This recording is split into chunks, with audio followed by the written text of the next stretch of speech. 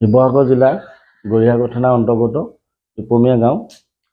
আমাৰ ইয়াত বহুত মদৰ চিণ্ডিকেট চলি আছে, চুলাই মদৰ।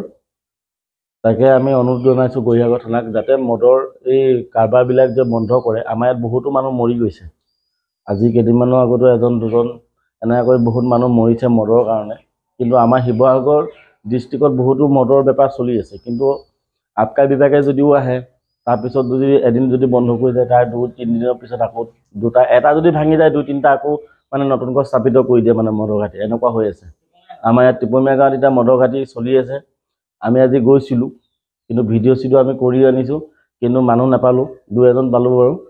কিন্তু আমি গড়িয়াগড় থানাৰ অন্তৰ্গত পৰিছে টিপমীয়া গাঁও। কিন্তু এই গড়িয়াগড় থানাক আমি জনাওঁ যে অতি সোনকালে এই মদৰ ঘাটিকেইটা উচ্ছেদ কৰি দিয়ে যাতে, নহ'লে বহুত মানুহ অসুবিধা হৈছে। কিন্তু বহুত মানুহ বিপদতো পৰি আছে। বহুত জেগাত এতিয়া মদৰ ঘাটিবিলাক উঠুৱাইছে, কিন্তু আমাৰ শিৱসাগৰ ডিষ্ট্ৰিক্টত মদৰ ঘাটিবিলাক উঠোৱাৰ বাবে আমি অনুৰোধ জনাইছোঁ। টিপমীয়া গাঁৱৰ গড়িয়াগড় থানাক বুঢ়া আঙুলি দেখাই চিণ্ডিকেট চলাই আছে মদৰ ঘাটি। বৈশাগৰ আৰক্ষী থানাক জনাওঁ যে অতি সোনকালে টিপমীয়া গাঁৱত যি মদৰ ঘাটি চিণ্ডিকেট চলি আছে সোনকালে বন্ধ কৰিব লাগে। তাকে আৰক্ষী বিষয়াক আমি আহ্বান জনাইছোঁ। আজি অলপমান দিনৰ আগত, এসপ্তাহ আগত আমাৰ ইয়াতে শিৱসাগৰ ডিষ্ট্ৰিক্টত 2জন মানুহ বাইক এক্সিডেণ্ট হৈ মদৰ কাৰণে মৰিবলগীয়া হৈছে।